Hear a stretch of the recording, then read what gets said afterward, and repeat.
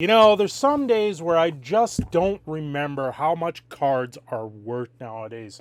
You know, when you sit there and you have a back catalog of a bunch of things, like what's impeccable timing? Is that where we're going today? Is that how cards are today? Because that's where it is. Oh, look, another impeccable timing.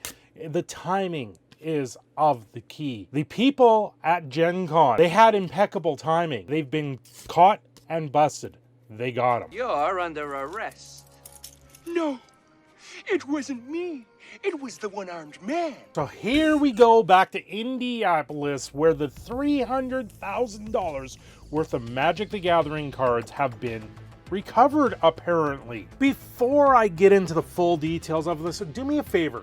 Hit like, subscribe, come back to this channel. I cover wide range of topics, some Magic the Gathering news. I followed the landfill situation of gaming cards. I sometimes follow Pokemon, sometimes stuff that's going on with gaming cards, and even Lorcana, which there is some news on Lorcana coming up.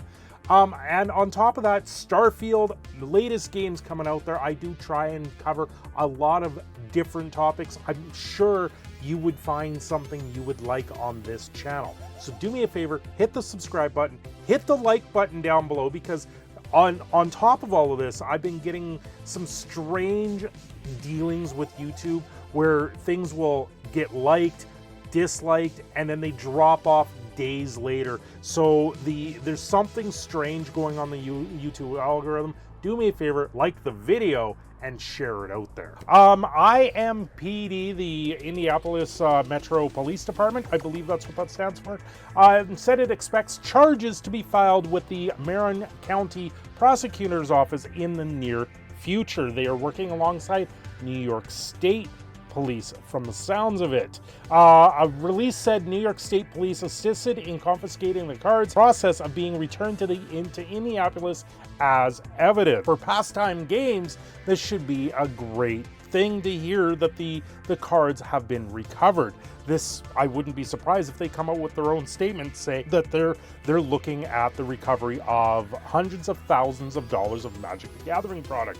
In a previous post on social media, the department said detectives have been in contact with the attorneys of the two persons of interest. According to IMPD, the two persons of interest in theft acquired a pallet jack and removed one pallet of Magic the Gathering gaming cards. The theft allegedly occurred on August 1st, 2023, before the opening day's events at GenCon at the Indiana Convention Center, where vendors were setting up displays. The men allegedly took the gaming cards to an unknown location. And you can see in the photo below me, they removed them through it looked like a pedway into a parkade or a parking garage where many levels of vehicles are. It still strikes me as odd that there is pictures of them returning the cart.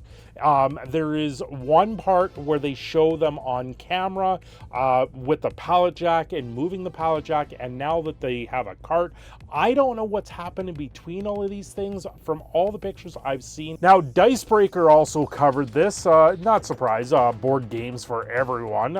Indianapolis Metropolitan Police expect to file charges. It's the same sort of thing. I'm just seeing...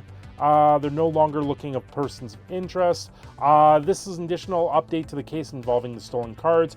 We're able to locate and recover the stolen merchandise from New York City on Friday, August 25th.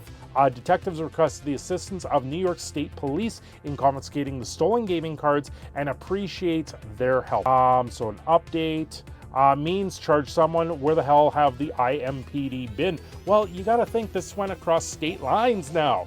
They took the stolen property, $300,000 worth of stolen property, across different lines of states from Indianapolis to New York. I think there's a few things here, and does this not escalate to a federal? I don't know how the U.S. court system works. I am Canadian. It is a completely different jurisdiction up here. But yeah, they're expecting to file charges against these two individuals that you see below me. One wearing their developed game that they put out there, Castle Assault, I believe is what it was. They had a Kickstarter campaign Gathering back in 2015. They even had a booth at GenCon in 2017. If you guys want to know more about the history of who these guys were, I do have a video up on this channel. I will link it at this point. Do go check that out, because these guys have been busted, and it seems if they're recovering the stolen cards, they've been caught red-handed. Now, for Pastime Games, I got to commend them, because I looked at the tournament list here, and they had like some of these tournaments, they had 62 players at them, and they were able to recover enough product at the event to host all of these events.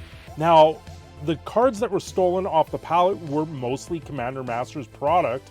$300,000 worth, like a full pallet of this stuff. That's a lot of product to walk out the door. And to be able to turn around and be able to quickly recover this much product at a moment's notice. GenCon, I believe, was on August 3rd. This happened on August 1st, though, so they had about a day's grace to come up with what looks like 100 boxes of Commander Masters, not including prizes. Now, their prize wall, when you do an event this big at GenCon, they use a ticket system, so I don't know if they offered Commander Masters as prizes. I'm guessing not. Not a lot of people would have went for that as a prize, I don't think.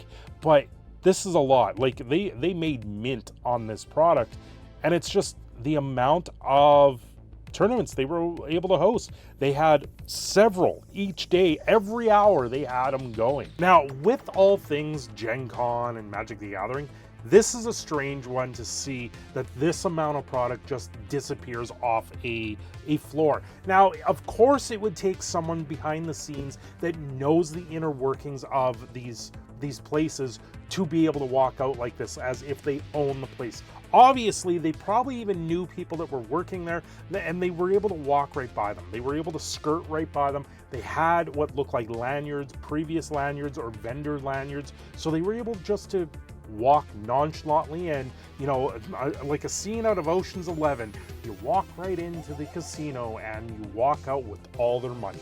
And that's seemingly what has happened here.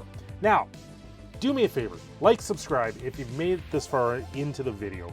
And I thank you from the bottom of my heart to making it this far, because it does mean a lot.